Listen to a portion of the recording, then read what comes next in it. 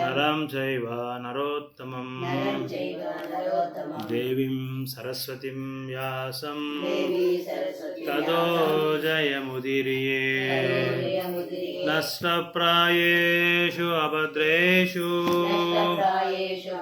ನಿತ್ಯಂ ಭಾಗವತ ಸೇವಯಾ ಭಗವತೆ ಉತ್ತಮ ಶ್ಲೋಕೆ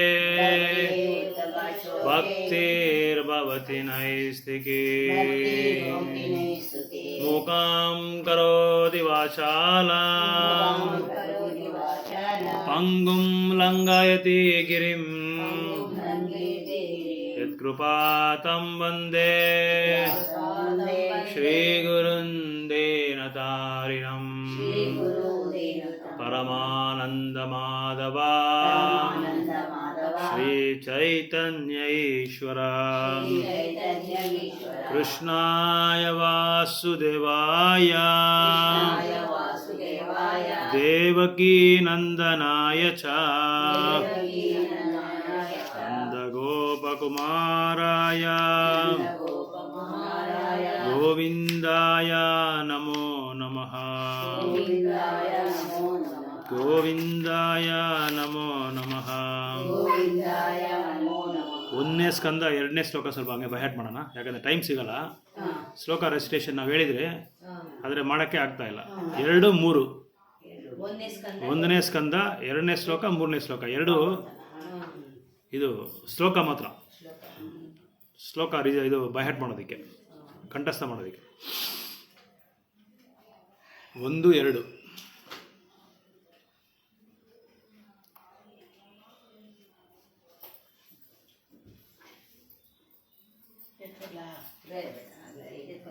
ನೀನು ಓಪನ್ ಮಾಡಮ್ಮ. 1, 2 ಹಾಂ.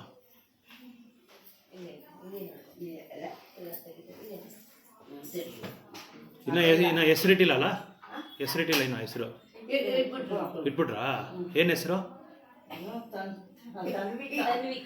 ತನ್ವಿಕಾ. ತಾನಲ್ಲಿ ಬಂತ ಲೆಟ್ರು ಅಕ್ಷರ? ಹಾಂ ಅಷ್ಟೇ, ಕರೆಕ್ಟ್.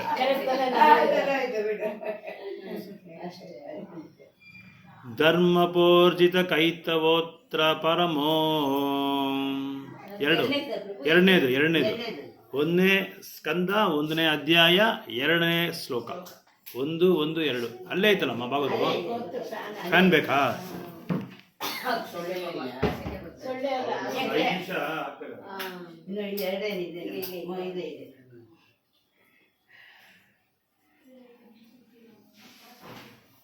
ಸಾಕಾ? ಸಿಕ್ತಾ? ಧರ್ಮಪೋರ್ಜಿತ ಕೈತವೋತ್ರ ಪರಮೋ ನಿರ್ಮತ್ಸರಾಣಾಂ ಸತಂ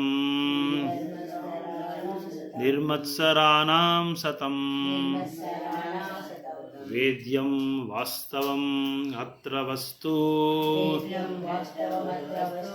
ಶಿವದಂ ತಾಪತ್ರಯೋನ್ಮೂಲನಂ ಶಿವದಂ ತಾಪತ್ರಯೋನ್ಮೂಲನಂ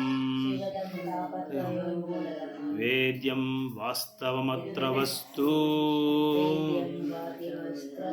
ವೇದ್ಯಂ ವಾಸ್ತವಂ ಅತ್ರ ವಸ್ತು ಶಿವದಂ ತಾಪತ್ರಯೋನ್ಮೂಲನಂ ಶ್ರೀಮದ್ಭಾಗವತೆ ಮಹಾಮುನಿಕೃತೆ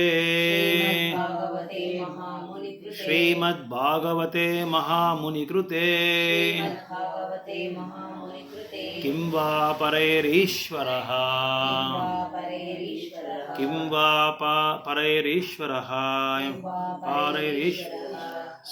ಸದ್ಯೋ ಹೃದಿ ಅವರುದ್ಯತೆ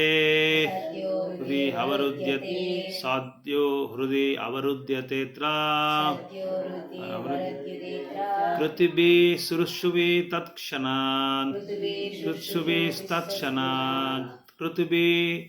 ಕೃತಿಭಿ ಶುಶ್ರುಭಿಸ್ತತ್ಕ್ಷಣಾತ್ ಧರ್ಮಪೋರ್ಜಿತ ಕೈತವೋತ್ರ ಪರಮೋ. 1, 2 ಫಸ್ಟ್ ಬಿಗಿನಿಂಗ್ ಅಲ್ಲಿ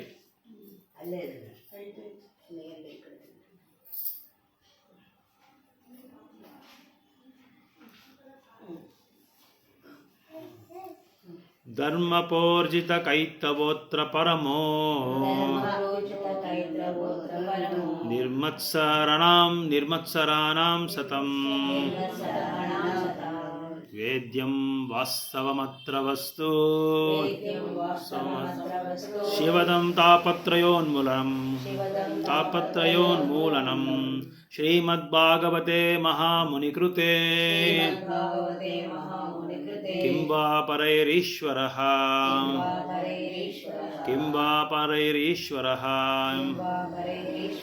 साध्यो हृदि अवरुध्यतेऽत्र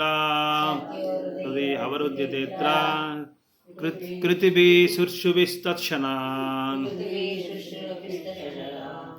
ओदि धर्मप्रोज्झित कैतवोत्र परमो निर्मत्सराणां सतं वेद्यं वास्तवमत्र वस्तु शिवदं तापत्रयोन्मूलनम् श्रीमद्भागवते महामुनिकृते किं वा परैरीश्वरः श्रद्धयो हृदये अवरुध्यते तृति कृतिभिः शुश्रुभिस्तत्क्षणात् धर्मपोर्जित कैतवोत्र परमो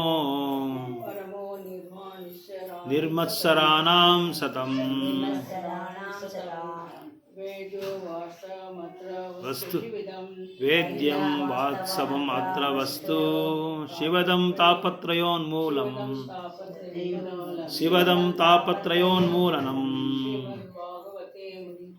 महामुनिकृते श्रीमद्भागवते महामुनिकृते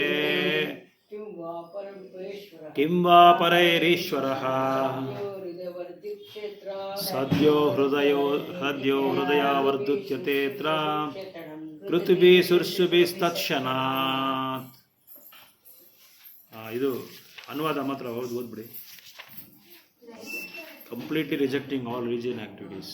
ಈ ಭಾಗವತ ಪುರಾಣವು ಐಹಿಕ ಪ್ರೇರಣೆ ಪ್ರಚೋದನೆಗಳಿಂದ ಕೂಡಿದ ಎಲ್ಲಾ ಧಾರ್ಮಿಕ ಚಟುವಟಿಕೆಗಳನ್ನು ಸಂಪೂರ್ಣವಾಗಿ ತಿರಸ್ಕರಿಸುವುದು, ಪರಿಶುದ್ಧ ಹೃದಯರಾದ ಭಕ್ತರಿಗೆ ಅರ್ಥವಾಗುವ ಅತ್ಯುನ್ನತವಾದ ಸತ್ಯವನ್ನಿದು ಪ್ರತಿಪಾದಿಸುತ್ತದೆ. ಎಲ್ಲರ ಒಳಿತಿಗಾಗಿ ಮಾಯೆಯಿಂದ ಪ್ರತ್ಯೇಕಿಸಲ್ಪಟ್ಟ ವಾಸ್ತವಿಕತೆಯ ಅತ್ಯುನ್ನತ ಸತ್ಯ. ಇಂತಹ ಸತ್ಯವು ತ್ರಿವಿಧ ಕಷ್ಟ ಕಾರ್ಪಣ್ಯಗಳನ್ನು ನಿರ್ಮೂಲಗೊಳಿಸುತ್ತವೆ. ದೇವರ ಸಾಕ್ಷಾತ್ಕಾರಕ್ಕೆ ಮಹರ್ಷಿ ವೇದವ್ಯಾಸರು ತಮ್ಮ ಪರಿಪಕ್ವ ಮನಸ್ಥಿತಿಯಲ್ಲಿ ಸಂಕಲಿಸಿದ ಈ ಅನುಪಮ ಭಾಗವತ ಒಂದೇ ಸಾಕು. ಬೇರೆ ಶಾಸ್ತ್ರದ ಅಗತ್ಯವೇನಿದೆ? ಗಮನವಿಟ್ಟು ಈ ಸಮರ್ಪಿತ ಮನೋಭಾವದಿಂದ ಭಾಗವತದ ಸಂದೇಶವನ್ನು ಕೇಳಿದರೆ ಸಾಕು. ಕೂಡಲೇ ಅದರ ಜ್ಞಾನ ಸಂಸ್ಕಾರದಿಂದಾಗಿ ದೇವೋತ್ತಮ ಪರಮ ಪುರುಷನು ಹೃದಯದಲ್ಲಿ ಪ್ರತಿಷ್ಠಿತನಾಗುತ್ತಾನೆ. ಸೊ ಈ ಭಾಗವತ ಮಂದು ಓದಿದ್ರೆ ಸಾಕು, ನಮಗೆ ಬೇರೆ ಯಾವ ಶಾಸ್ತ್ರಗಳು ಬೇಕಾಗಿಲ್ಲ ಅಂತ ಹೇಳ್ತಾ ಇದ್ದಾರೆ. ಅದು ಯಾರು ರಚಿಸಿರೋದು? ಯಾರು ಇದನ್ನ? ವೇದವ್ಯಾಸರೇ ರಚಿಸಿದ್ದು. ಆಮೇಲೆ 3 ಕಷ್ಟಗಳಿಂದ ನಮ್ಮನ್ನು ನಿವಾರಣೆ ಮಾಡುತ್ತೆ ಇದು. ಯಾವುದಾದು? ಆಧ್ಯಾತ್ಮಿಕ, ಇನ್ನೊಂದು ಅಧಿದೈವಿಕ. ಈ 3 ಒಂದು ಕಷ್ಟಗಳಿಂದ, ಕ್ಲೇಶಗಳಿಂದ ನಮ್ಮನ್ನು ಬಿಡುಗಡೆ ಮಾಡುತ್ತೆ. ಯಾವುದು? ಈ Mahabhagavatam. The highest truth is really distinguished from illusion for the welfare of all. ಇದು ಯಾರು ಒಳ್ಳೇದಕ್ಕೋಸ್ಕರ ಮಾಡ್ತಾ ಇದ್ದಾರೆ? ಈ ಒಂದು ಬದ್ಧ ಆತ್ಮಗಳಿಗೋಸ್ಕರ.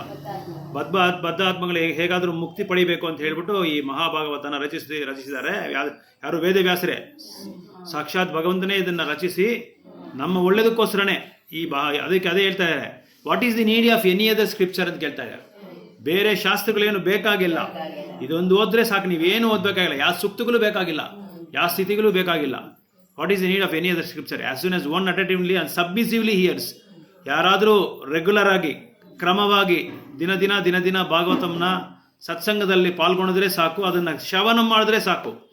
ಈ ಭಾಗವತ ಸಂದೇಶನ ನೀವು ಪ್ರತಿದಿನ ಕೇಳಿಕೊಂಡು ತೀವ್ರವಾಗಿ ನೀವು ತಗೊಂಡ್ಬಿಟ್ರೆ ಬೇರೆ ಯಾವುದು ನಿಮಗೆ ಬೇಕಾಗಿಲ್ಲ. ಬೈ ದಿಸ್ ಕಲ್ಚರ್ ಆಫ್ ಇದರಿಂದ ಏನಾಗುತ್ತೆ ಅಂದರೆ, ನೀವು ಶ್ರವಣ ಮಾಡೋದ್ರಿಂದ ಈ ಒಂದು ಜ್ಞಾನವನ್ನು ನೀವು ಪಡಿಬೋದು. ಯಾವ ಜ್ಞಾನನ? ಭಗವಂತನ ತಿಳ್ಕೊಳ್ಳೋ ಜ್ಞಾನನೂ ಪಡಿಬೋದು.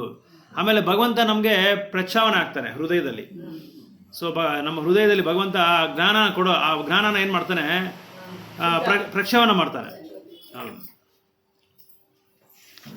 ಮೂರನೇದು ನಿಗಮಕಲ್ಪತರೋರ್ಗಲಿತಂ ಫಲಂ ನಿಗಮಕಲ್ಪತರೋರ್ಗಲಿತಂ ಫಲಂ ಸುಖಮುಖಾದಮೃತ ಸಂಯುತಂ ಅಮೃತ ದ್ರವ ಸಂಯುತಂ ಸುಖಮುಖ ಅಮೃತ ದ್ರವ ಸಂಯುತಂ ಅಮೃತ ದ್ರವ ಪಿಬತ ಭಾಗವತಂ ರಸಮಾಲಯಂ ಮುಹುರಹೋ ರಸಿಕ ಭೂವಿ ಭಾವುಕಃ ನಿಗಮಕಲ್ಪತರೋರ್ಗಲಿತಂ ಫಲಂ ಸುಖಮುಖಾದಮೃತ ದ್ರವ ಸಂಯುತಂ ಪಿಬತ ಭಾಗವತಂ ರಸಮಾಲಯಂ ಮುಹುರಹೋ ರಸಿಕ ಭೂವಿ ಭಾವುಕಃ. ರಿಸೈಡ್ ಮಾಡಿ. ನಿಗಮಕಲ್ಪತರೋರ್ಗಲಿತಂ ಫಲಂ ಸುಖಮುಖಾದಮೃತ ದ್ರವ ಸಂಯುತಂ ಪಿಬತ ಭಾಗವತೋ ರಸಮಾಲಯಂ ಮುಹುರಹೋ ರಸಿಕ ಭುವಿ ಭಾವುಕಃ. ಹೌದಮ್ಮ. ನಿಗಮಕಲ್ಪತರೋರ್ಗಲಿತಂ ಫಲಂ ಗಲಿತಂ ಗಲಿತಂ ಅಂದರೆ ಚೆನ್ನಾಗಿ ಮೆಚ್ಯೂರ್ ಆಗಿರೋದು ಹಣ್ಣು. ಸುಖಮುಖಾದಮೃತ ದ್ರವ ಸಂಯುತಂ ಪಿಬತ ಭಾಗವತಂ ಪಿಬತ ಅಂದರೆ ಕುಡಿಯೋದು. ಮುಹುರಹೋ ರಸಿಕ ಭುವಿ ಭಾವುಕಃ. ಟ್ರಾನ್ಸ್ಲೇಷನ್. ವಿಚಕ್ಷಣಾಮತಿಗಳು ಆದ ಜನರೇ, ವೈದಿಕ ಸಾಹಿತ್ಯದ ಕಲ್ಪತರುವಿನ ಪಕ್ವಫಲವಾದ ಶ್ರೀಮದ್ ಭಾಗವತವನ್ನು ಆಸ್ವಾದಿಸಿರಿ. ಅದು ಶ್ರೀ ಶುಕಮುನಿಗಳ ಮುಖವಾಣಿಯಾಗಿದೆ. ಆದ್ದರಿಂದ ಅದರ ಅಮೃತಪಾನವು ಮುಕ್ತಾತ್ಮರು ಸೇರಿದಂತೆ ಸರ್ವರಿಂದಲೂ ಆಸ್ವಾದಿತವಾಗಿತ್ತು. ಈಗ ಈ ಫಲವು ಇನ್ನೂ ಹೆಚ್ಚು ರುಚಿಕರವಾಗಿದೆ. ಸೊ ಈ ಭಾಗವತಮು ಯಾರಿಂದ ಹೇಳ್ಪಟ್ಟಿರೋದು? ಮುಖವನಿ ಸುಖಮುಖಿ ಅವರ ಮುಖವಾಣಿಯಿಂದ ಬಂದಿರೋ ಈ ಭಾಗವತಂ ಬಂದು ಹೆಂಗಿರುತ್ತೆ? ತುಂಬ ತುಂಬ ರುಚಿಯಾಗಿರುತ್ತೆ. ಅದೇ ಹೇಳ್ತಾರೆ, ಅದು ಭಾಗವತಂ ರಸಮಾಲಯಂ. ಸೊ ಅವರಿಂದ ಅವರ ಮುಖವಾಣಿಯಿಂದ ಬಂದಿರೋದಕ್ಕೋಸ್ಕರ ಈ ಭಾಗವತಂ ಹೇಗಿರುತ್ತೆ ಅಂದರೆ, ಮಾವಿನ ಹಣ್ಣ ಗಿನಿ ಕಚ್ಚಿದ್ರೆ ಹೆಂಗಿರುತ್ತೆ, ಇನ್ನೂ ತುಂಬ ಟೇಸ್ಟ್ ಆಗಿರುತ್ತೆ. ಆ ಥರ ಭಾಗವತಂ ಬಂದು ಇನ್ನೂ ತುಂಬ ತುಂಬ ಟೇಸ್ಟ್ ಆಗಿದೆ ಅಂತ ಹೇಳ್ತಾರೆ. Therefore, this fruit has become even more tasteful. Although its nectarian juice was already relishable for all. So, ಈ ಒಂದು ಅಮೃತವಾದ ಈ ಒಂದು ಇದು ರಸ ಎಲ್ಲರೂ ಕುಡಿಯೋದ್ರಿಂದ ಇನ್ನೂ ಚೆನ್ನಾಗಿರುತ್ತೆ. ಯಾರು ಲಿಬರೇಟೆಡ್ ಸೋಲ್ಸ್, ಮುಕ್ತಿ ಪಡೆದ ಆತ್ಮಗಳು ಎಲ್ಲರೂ ಇದನ್ನು ಓದಿ ಅವರು ಇದರಿಂದ ಮುಕ್ತಿ ಪಡೆದಿದ್ದಾರೆ. ಅಂಥವರ ಬಾಯಲ್ಲಿ, ಅಂಥವರ ಮುಖವಾಣಿಯಿಂದ ಈ ಭಾಗವತಂ ಬಂದಿರೋದು. ಅದು ಇಲ್ಲದೆ ಸುಖಮುನಿಯವರ ಮುಖವಾಣಿಯಿಂದ ಈ ಭಾಗವತಂ ಬಂದಿರೋದಕ್ಕೋಸ್ಕರ ಇದು ತುಂಬ ತುಂಬ ರುಚಿಕರವಾಗಿರುತ್ತೆ ಅಂತ ಹೇಳ್ತಾ ಇದ್ದಾರೆ. Srimad the mature fruit of the desire tree of Vedic literatures. ವೇದಶಾಸ್ತ್ರಗಳಲ್ಲಿ ತುಂಬ ಏನಾಗಿರೋದು, ಹಣ್ಣಾಗಿರೋ ಒಂದು ಇದು ಯಾವುದು ಅಂದರೆ ಭಾಗವತಂ. ಅಂದರೆ ತುಂಬ ತುಂಬ ಮೆಚ್ಯೂರ್ ಆಗಿರೋದು ಅಂತ ಅರ್ಥ. ಇವಾಗ ನಮ್ಮ ಡೈಲಿ ಶ್ಲೋಕ ಕೊಟ್ಟೋಗೋಣ. 1, 2, 2ನೇ ಅಧ್ಯಾಯ.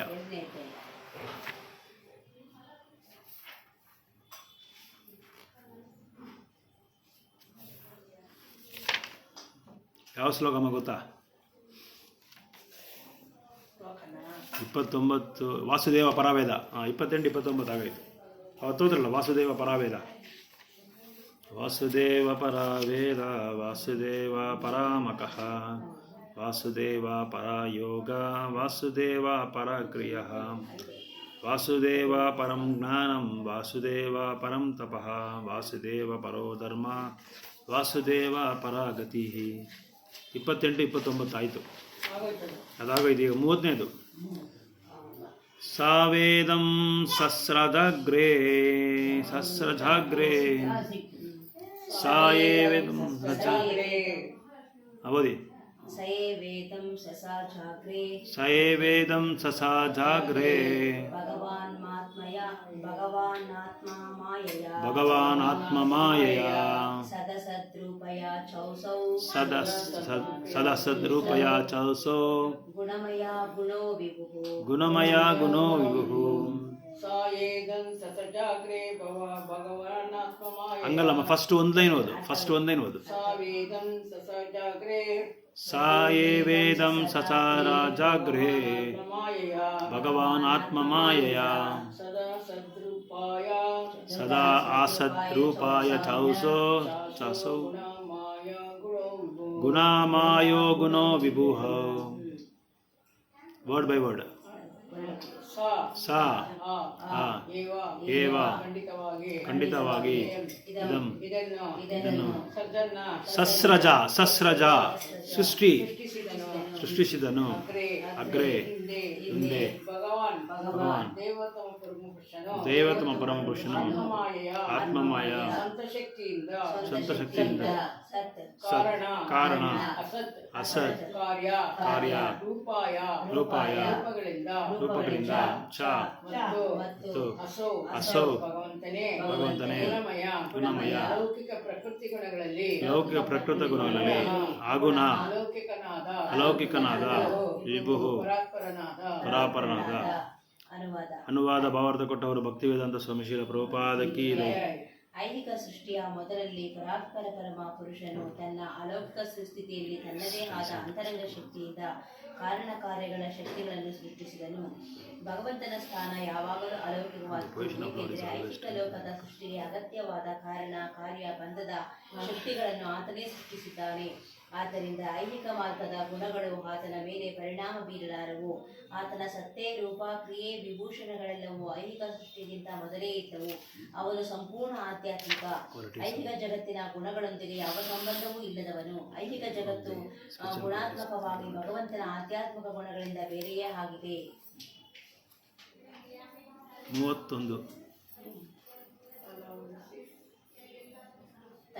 ತಯಾ ವಿಲಾಸೇತೇಷ್ವಯೇಷು ಗುಣೇಶ್ ಗುಣವಾನೈವ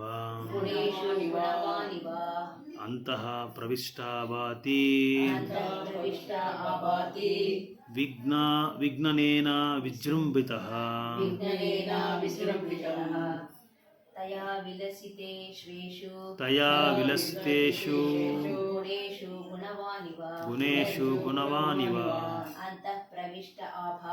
ಅಂತಃ ಪ್ರವಿಷ್ಟವಾತಿ ವಿಜ್ಞಾನೇನ ವಿಜೃಂಭಿತಃ ತಯಾ ವಿಲಸಿತೇಷು ಗುಣೇಶು ಗುಣವಾನಿವ ಅಂತಃ ಪ್ರವಿಷ್ಟಾವಾತಿ ವಿಜ್ಞಾನೇನ ವಿಜೃಂಭಿತಃ ತಯಾ ಅವುಗಳಿಂದ ವಿಲಸಿತೇಷು ಕಾರ್ಯವೆಸಗುತ್ತಿದ್ದರು ಯೇಷು ಈ ಗುಣೇಶು ಭೌತಿಕ ಪ್ರಕೃತಿಗಳಿಂದ ಗುಣವಾನ್ ಗುಣಗಳಿಂದ ಪವಿತ್ರವಾದವನು ಇವ ಎಂಬಂತೆ ಅಂತಹ ಒಳಗೆ ಪ್ರವಿಷ್ಟ ದ್ವೇಷಿಸಿದಾಗ ಅಭಾತಿ ಕಾಣಿಸುತ್ತಾನೆ. ವಿಜ್ಞಾನೇನ ವಿಜೃಂಭಿತ ಸಂಪೂರ್ಣ ಜ್ಞಾನೋದಯ ಹೊಂದಿದವನಾಗಿ ಸಂಪೂರ್ಣ ಜ್ಞಾನವನ್ನು ಐಹಿಕ ವಸ್ತು ಸಾರವನ್ನು ಸೃಷ್ಟಿಸಿದ ಬಳಿಕ ಭಗವಂತನು ತನ್ನನ್ನು ವಿಸ್ತರಿಸಿಕೊಂಡು ಅದರೊಳಗೆ ಪ್ರವೇಶಿಸುತ್ತಾನೆ. ಅವನು ಐಹಿಕ ಗುಣಗಳೊಡನೆ ಇದ್ದರೂ ಸೃಷ್ಟಿಗೊಂಡ ಜೀವಿಗಳಲ್ಲೊಬ್ಬನಂತೆ ಕಾಣಿಸಿಕೊಂಡರೂ ಸದಾ ತನ್ನ ಪರಿಪೂರ್ಣ ದಿವ್ಯ ಸ್ಥಿತಿಯಲ್ಲಿ ಜ್ಞಾನಮಯನಾಗಿರುತ್ತಾನೆ. ಭಾವಾರ್ಥ: ಜೀವಿಗಳು ಭಗವಂತನ ವಿಭಿನ್ನ ಅಂಶಗಳು. ಆಧ್ಯಾತ್ಮಿಕ ಸಾಮ್ರಾಜ್ಯಕ್ಕೆ ಸಲ್ಲದ ಬದ್ಧರಾದ ಜೀವಿಗಳನ್ನು ಸಂಪೂರ್ಣವಾಗಿ ಐಹಿಕ ಸುಖಾನುಭವಕ್ಕೆ ಐಹಿಕ ಜಗತ್ತಿನೊಳಗೆ ನೂಕಲಾಗಿದೆ. ಐಹಿಕ ಸುಖವನ್ನು ಅನುಭವಿಸುವ ವಿಷಯದಲ್ಲಿ ಜೀವಿಗಳಿಗೆ ಮಾರ್ಗದರ್ಶನ ಮಾಡಲು ಮತ್ತು ಅವರ ಎಲ್ಲಾ ಕರ್ಮಗಳಿಗೆ ಸಾಕ್ಷಿಯಾಗಿರಲು ಭಗವಂತನು ತನ್ನ ಸಮಗ್ರ ಅಂಶ ಒಂದಾದ ಪರಮಾತ್ಮನ ರೂಪದಲ್ಲಿ ಜೀವಿಗಳ ಶಾಶ್ವತ ಸಖನಾಗಿ ಅವರ ಜೊತೆಗೆ ಕೂಡಿರುತ್ತಾನೆ. ಜೀವಿಗಳು ಐಹಿಕ ಸ್ಥಿತಿಯನ್ನು ಅನುಭವಿಸುತ್ತಿದ್ದರೂ ಭಗವಂತ ಮಾತ್ರ ಐಹಿಕ ವಾತಾವರಣದಿಂದ ಬಾಧಿತನಾಗದೆ ತನ್ನ ದಿವ್ಯ ಸ್ಥಿತಿಯನ್ನು ನಿರ್ವಹಿಸುತ್ತಾನೆ. ವೈದಿಕ ಸಾಹಿತ್ಯದಲ್ಲಿ ಶ್ರುತಿ ಹೀಗೆ ಹೇಳಲಾಗಿದೆ: ಒಂದು ಮರದಲ್ಲಿ 2 ಹಕ್ಕಿಗಳಿವೆ. ಅವುಗಳಲ್ಲೊಂದು ಮರದ ಹಣ್ಣನ್ನು ತಿನ್ನುತ್ತಿರುತ್ತದೆ, ಇನ್ನೊಂದು ಈ ಕ್ರಿಯೆಯನ್ನು ನೋಡುತ್ತಾ ಸಾಕ್ಷಿಯಾಗಿರುತ್ತಾನೆ. ಆ ಸಾಕ್ಷಿಯೇ ಭಗವಂತ. ಹಣ್ಣು ತಿನ್ನುವ ಹಕ್ಕಿಯೇ ಜೀವಿ. ಹಣ್ಣು ತಿನ್ನುವ ಹಕ್ಕಿ ತನ್ನ ನಿಜ ಸ್ವರೂಪವನ್ನು ಮರೆತಿದೆ, ಐಹಿಕ ಸ್ಥಿತಿಯ ಕಾಮ್ಯ ಕರ್ಮಗಳಲ್ಲಿ ಮೈ ಮರೆತಿದೆ. ಆದರೆ ಭಗವಂತ ಪರಮಾತ್ಮ ಸದಾ ದಿವ್ಯ ಜ್ಞಾನ ಪೂರ್ಣನಾಗಿರುತ್ತಾನೆ. ಅದೇ ಪರಮಾತ್ಮನಿಗೂ ಜೀವಾತ್ಮನಿಗೂ ಇರುವ ವ್ಯತ್ಯಾಸ. ಜೀವಾತ್ಮ ನಿಸರ್ಗ ನಿಯಮಗಳಿಂದ ನಿಯತವಾಗಿದ್ದರೆ ಪರಮಾತ್ಮ ಐಹಿಕ ಶಕ್ತಿಯನ್ನು ನಿಯಂತ್ರಿಸುತ್ತಾನೆ. ಯಥಾ ಹಿ ಅವಹಿತೋ ವಾನೇ ದಾರುಸ್ವೇಕಃ ಸ್ವಯೋನಿಷು ಏಕಃ ಸ್ವಯೋನಿಷು ನಾನೇವಾಭತಿ ವಿಶ್ವಾತ್ಮಾ ಭೂತೇಷು ಚ ರತಾ ಪುಮಾನ್ ತಥಾ ಪುಮಾನ್ ಯಥಾ ವ್ಯಾವಹಿತೋ ವಹ್ನಿ ಯಥಾ ಹಿ ಅವಹಿತೋ ವನೇ ದಾರುಷ್ವೇಕ ಸ್ವಯೋನಿಷು ನಾನೇವಾ ಭಾತಿ ವಿಶ್ವಾತ್ಮ ಭೂತೇಷು ಚ ತಥಾ ಪುಮಾನ್ ತಥಾ ಪುಮಾನ್ ಯಥಾ ಹಿ ವೈತೋ ವನೇ ಅವಹಿತೋ ವನೇ ದಾರುಷ್ವೇಕ ಸ್ವಯೋನಿಷು ನಾನೇವ ಭಾತಿ ವಿಶ್ವಾತ್ಮ ಭೂತೇಷು ಚ ತಥಾ ಪುಮಾನ್ ಯಥಾ ಸಾಕಷ್ಟು ಹಿ ಅದರಂತೆಯೇ ಅವಹಿತಃ ವರ್ತಿಸಿತ್ತ ವಹಿ ಬೆಂಕಿ ದಾರುಷು ಮರದಲ್ಲಿ ಏಕಃ ಒಂದು ಸ್ವಯೋನಿಷು ಅಸ್ತಿತ್ವದ ಮೂಲನಾದ ಬೇರೆ ಬೇರೆ ಅಸ್ತಿತ್ವವುಳ್ಳ ವಸ್ತುಗಳಂತೆ ಪ್ರಕಾಶಿಸುತ್ತದೆ. ವಿಶ್ವಾತ್ಮ ಭಗವಂತನು ಪರಮಾತ್ಮನಾಗಿ ಭೂತೇಷು ಜೀವಿಗಳಲ್ಲಿ ಚ ಮತ್ತು ತಥಾ ಇದೇ ರೀತಿಯಲ್ಲಿ ಪರಮಪುರುಷನು ಅನುವಾದ. ಬೆಂಕಿಯು ಕಟ್ಟಿಗೆಯ ಒಳಗೆಲ್ಲ ವ್ಯಾಪಿಸಿಕೊಳ್ಳುವಂತೆ ಭಗವಂತನು ವಿಶ್ವಾತ್ಮನಾಗಿ ಸಕಲವನ್ನೂ ವ್ಯಾಪಿಸಿಕೊಂಡಿದ್ದಾನೆ. ಅವನು ಅನೇಕ ರೂಪಗಳನ್ನು ಹೊಂದಿರುವಂತೆ ತೋರಿದರು. ಏಕಮೇವಾದ್ವಿತೀಯ ಪರಾತ್ಪರನಾಗಿ. ಇನ್ನೊಂದ್ಸಲ ಅನುವಾದ ಬೆಂಕಿಯು ಕಟ್ಟಿಗೆಯ ಒಳಗನ್ನೆಲ್ಲ ವ್ಯಾಪಿಸಿಕೊಳ್ಳುವಂತೆ ಭಗವಂತನು ವಿಶ್ವಾತ್ಮನಾಗಿ ಸಕಲವನ್ನು ವ್ಯಾಪಿಸಿಕೊಂಡಿದ್ದಾನೆ. ಅವನು ಅನೇಕ ರೂಪಗಳನ್ನು ಹೊಂದಿರುವಂತೆ ತೋರಿದರು. ಏಕಮೇವಾದ್ವಿತೀಯ ಪರಾತ್ಪರನಾಗಿದ್ದಾನೆ. ಭಾವಾರ್ಥ. ಪರಮಪ್ರಭು ಪುರುಷನಾದ ಭಗವಾನ್ ವಾಸುದೇವ ತನ್ನ ಸಮಗ್ರ ಅಂಶಗಳಲ್ಲೊಂದರಿಂದ ಐಹಿಕ ಜಗತ್ತೆಲ್ಲವನ್ನು ತಾನೇ ವ್ಯಾಪಿಸಿದ್ದಾನೆ. ಅಣುಶಕ್ತಿಯಲ್ಲಿ ಕೂಡ ಅವನ ಅಸ್ತಿತ್ವವನ್ನು ನಾವು ಗ್ರಹಿಸಬಹುದು. ಭೌತ ಪದಾರ್ಥ, ಅಭೌತ ಪದಾರ್ಥ, ಧನ, ವಿದ್ಯುತ್ ಕರಣ, ಶೂನ್ಯ ಕಣ ಮುಂತಾದವೆಲ್ಲ ವಿದ್ಯುತ್ ಭಗವದ್ ಸ್ವರೂಪನಾದ ಪರಮಾತ್ಮನ ವಿಭಿನ್ನ ಪರಿಣಾಮಗಳು. ಕಟ್ಟಿಗೆಯಿಂದ ಬೆಂಕಿ ಉದ್ಭವಿಸುವಂತೆ, ಮೊಸರು ಕಡಿದು ಬೆಣ್ಣೆ ತೆಗೆದಂತೆ ಅಲೌಕಿಕ ವಿಷಯಗಳ ಕ್ರಮಬದ್ಧವಾದ ಶ್ರವಣ ಕೀರ್ತನಗಳ ಪ್ರಕ್ರಿಯೆಯಿಂದ ಪರಮಾತ್ಮ ರೂಪದ ಭಗವತ್ ಸಾನ್ನಿಧ್ಯವನ್ನು ಅನುಭವದಿಂದ ಕಾಣಬಹುದು. ಅಲೌಕಿಕ ವಿಷಯವನ್ನು ಉಪನಿಷತ್, ವೇದಾಂತಗಳಂತಹ ವೈದಿಕ ಸಾಹಿತ್ಯಗಳಲ್ಲಿ ವಿಶೇಷವಾಗಿ ಉಲ್ಲೇಖಿಸಲಾಗಿದೆ. ಶ್ರೀಮದ್ ಭಾಗವತವು ವೈದಿಕ ಸಾಹಿತ್ಯವನ್ನು ಕುರಿತ ಪರಂಪರಾಗತ ವಿವರಣೆಯಾಗಿದೆ. ದಿವ್ಯ ಸಂದೇಶದ ಶ್ರವಣದ ಮೂಲಕ ಭಗವಂತನನ್ನು ಸಾಕ್ಷಾತ್ಕರಿಸಿಕೊಳ್ಳಬಹುದು. ದಿವ್ಯ ವಿಷಯವನ್ನು ಅನುಭವಿಸಲು ಅದೊಂದೇ ದಾರಿ. ಕಟ್ಟಿಗೆಯಲ್ಲಿರುವ ಬೆಂಕಿಯನ್ನು ಇನ್ನೊಂದು ಉರಿಯು ಒತ್ತಿಸುವಂತೆ ಮನುಷ್ಯರಲ್ಲಿರುವ ದೈವಿಕ ಪ್ರಜ್ಞೆಯನ್ನು ಇನ್ನೊಂದು ದೈವಕೃಪೆ ಬೆಳಗಬಲ್ಲದು. ದೈವಕೃಪಾರೂಪನಾದ ಸದ್ಗುರು ಗ್ರಹಣ ಸಾಮರ್ಥ್ಯವುಳ್ಳ ಕಿವಿಗಳ ಮೂಲಕ ಆಧ್ಯಾತ್ಮಿಕ ಸಂದೇಶಗಳನ್ನು ದಾರಿ ಎರೆದುಕೊಟ್ಟು ಮರದಂತಹ ಜೀವಿಯಲ್ಲಿ ಆಧ್ಯಾತ್ಮಿಕ ಅಗ್ನಿಯನ್ನು ಹೊತ್ತಿಸಬಲ್ಲನು. ಆದ್ದರಿಂದ ಗ್ರಹಣ ಸಮರ್ಥವಾದ ಕಿವಿಗಳೊಂದಿಗೆ ಅರ್ಹನಾದ ಸದ್ಗುರುವನ್ನು ಸಂಪರ್ಕಿಸಬೇಕಾದ ಅಗತ್ಯ ಇದೆ. ತನ್ಮೂಲಕ ಹಂತ ಹಂತವಾಗಿ ದೈವಿಕ ಅಸ್ತಿತ್ವದ ಸಾಕ್ಷಾತ್ಕಾರವಾಗುತ್ತದೆ. ಪಶುತ್ವ ಮತ್ತು ಮನುಷ್ಯತ್ವಗಳ ಮಧ್ಯೆ ವ್ಯತ್ಯಾಸವಿರುವುದು ಈ ಪ್ರಕ್ರಿಯೆಯಲ್ಲಿ. ಮನುಷ್ಯ ಜೀವಿ ಸರಿಯಾಗಿ ಕೇಳಿಸಿಕೊಳ್ಳಬಲ್ಲ, ಪಶುವಾದರೂ ಹಾಗೆ ಕೇಳಿಸಿಕೊಳ್ಳಲಾರದು.